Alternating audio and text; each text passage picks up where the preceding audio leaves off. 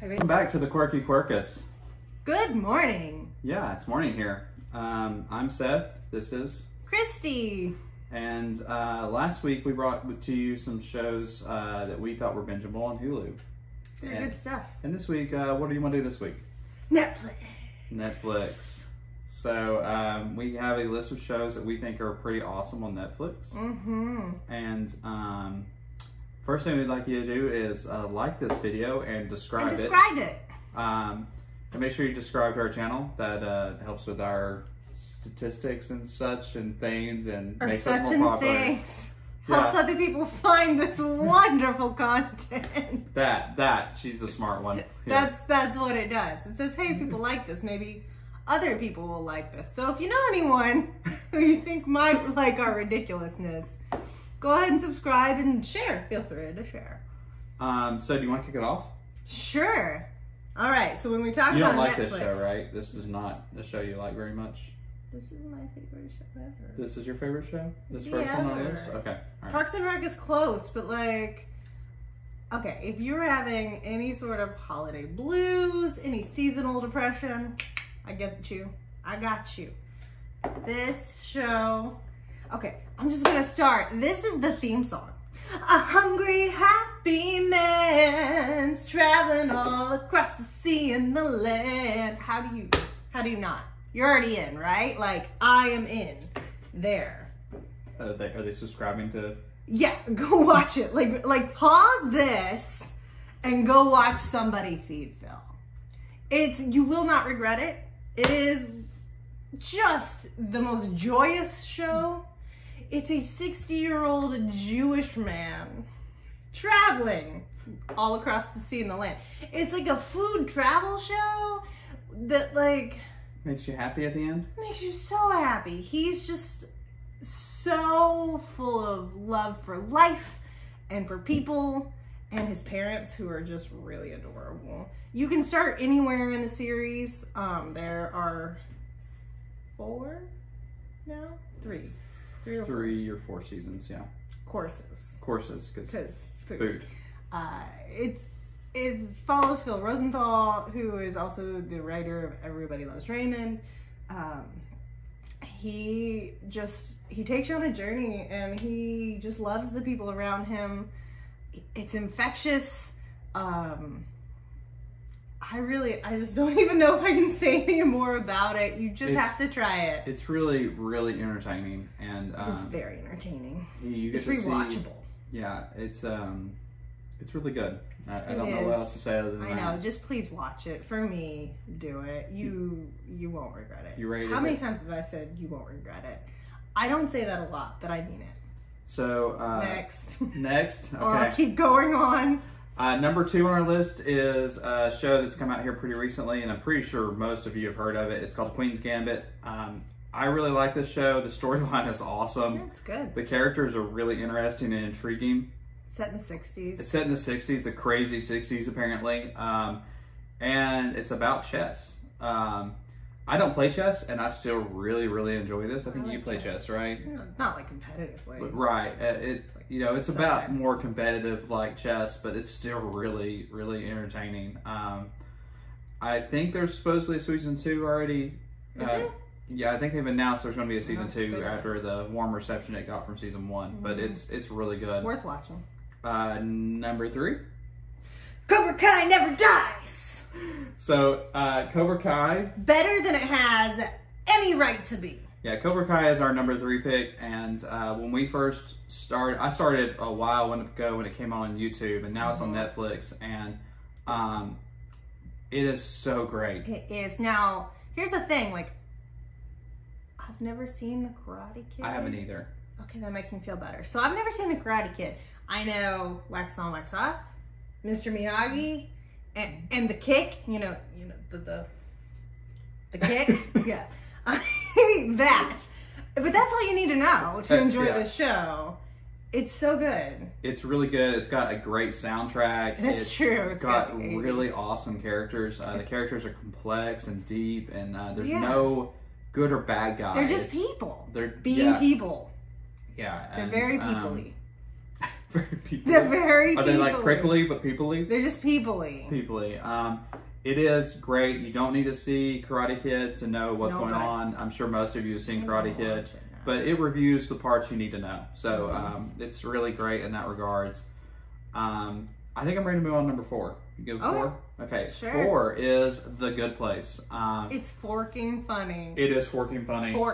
Forking funny. I think it's one that I've never laughed so hard watching a show. I don't know how rewatchable it is, but the first time through, it is hilarious.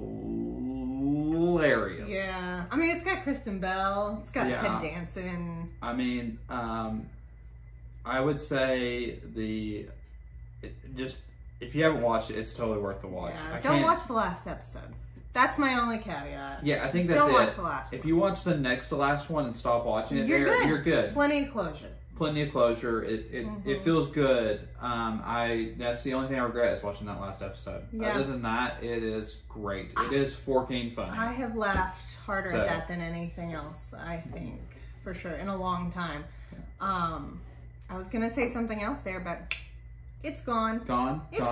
So gone. I guess we'll just reset. Oh, I was gonna say this is what it was. I was gonna say, hold on. I don't want to reset again. So now I lost it. Thank you. You're welcome. What I was gonna say is that you have to go into it as a TV show and not as like a theological treatise. Otherwise, you won't enjoy it. But it's fun. It's entertainment. Yeah, it's definitely fun entertainment. Yeah. Next is not so much fun. The next one. I don't watch it. The next show is a show that I watch. There's a couple of these that are going to be on some of the list that I watch that Christy doesn't. My late night TV shows. This is Peaky Blinders. It's about a gang, a small gang out of Birmingham and Birmingham. Sorry. I only know how to say that thanks to Alistair. Shout out to Allie. So they're called. It follows the Shelby family, and they're criminal organization, a gang, and they organized crime set right after World War One. I love it. The storyline is really good. It leaves you it's very suspenseful, and does it leave you suspended? Suspended. It leaves me suspended. Oh no! Oh no! Get you down. I really enjoy this show. I can't say a whole lot more than that because it kind of spoils it if I say anything else. Just mobsters and gangs and violence. That's at the turn of the century. At the turn of the century.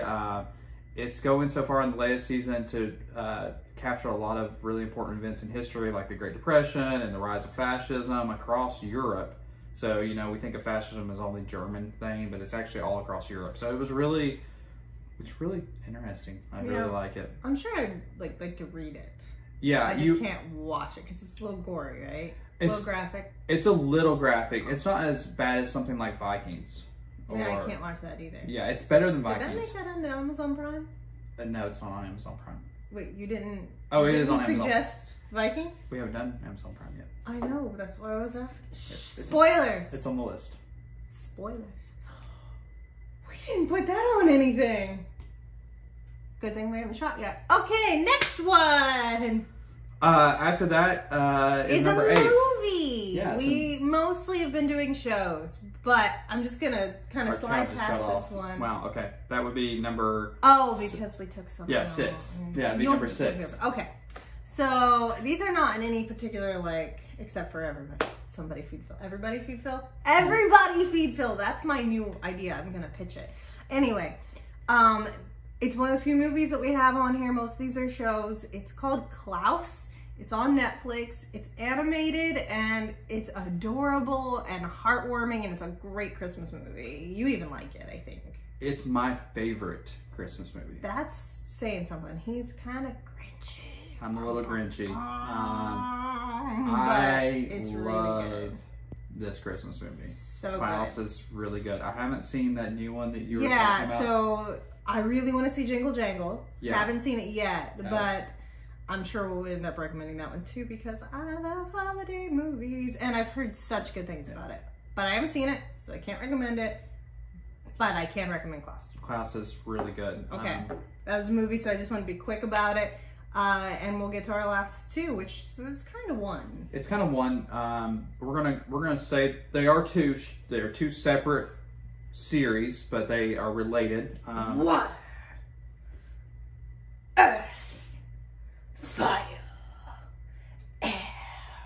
So, if you're familiar with this reference, that is Avatar: The Last Airbender. So, our friend Jess recommended this to us, and we know it's a lot of people's actual favorite show. Not favorite animated show, favorite show. It's a good show.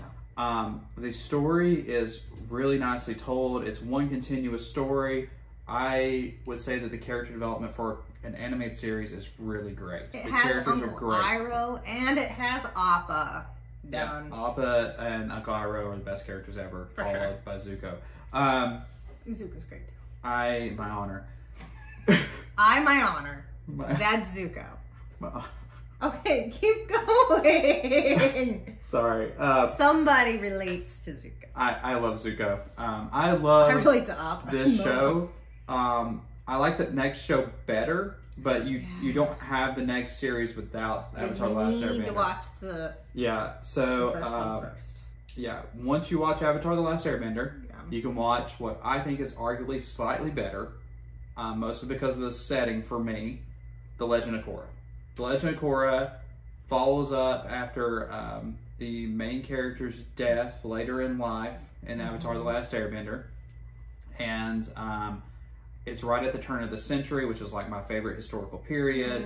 You get electricity for the first time. You get steampunk feel. That's true. Cars, airplanes. The old clashing with the new. Yeah, it's really good about that kind of tension, and you get Bolin. You get Bolin, which is an awesome character. What I also like is that each season, it's a full story overall, but each season is compact enough where you can watch a single season and get to an ending, right? So you can watch them more. I feel like Avatar: Last Airbender, you have to watch the whole thing, right? Like there's no. Yeah. And it's worth it. It's worth it. It's just worth it. The story arc in that is great. Right. Legend of Korra is really good. It is. We just finished it last night. Literally just finished it last night. We binged it for you. We had to be responsible recommenders. Yeah. These recommendees? No, they're the recommendees. Oh, we're the Durs. Okay, we're the Durs. We're the Durs. We're the Durs. Okay, got yes. it. Got in order to do that, we English needed to is not my strong suit. We had to finish it for you because we love you. So after that, we have a couple that we didn't want to talk about for a long time, but we wanted to add them as honorable mentions. This video's already running long. Yeah, so we have 2 honorable mentions. Space Force. Space Force, Steve Carell, brilliant. Really good. We're hoping that season 2 is good as well. Yes. Season 1 was great though. Next. IT Crowd? Have you tried turning it off and back on again? That's what you need to know. That is every IT person's probably favorite show. They're not favorite show, but at least they know about it. Yeah. It's great. So it's really funny and it's really good. Next. Next is going to be, I believe, Amazon. Amazon Prime? Yeah. I don't know how long the list is, so it may be 2 things, but Amazon, I believe, is the next one. That'll be fun. There's some good stuff there. So that's it for today, right? Yeah, I think so. So until next time, make sure to subscribe and like this video if you liked it. If not, well, thanks for watching anyway. And we appreciate it. And have a good day. Keep it quirky. Yeah, keep it quirky. Awesome. Thanks so much for watching. Was there anything that we missed? Was there anything from Hulu that you tried? What did you think?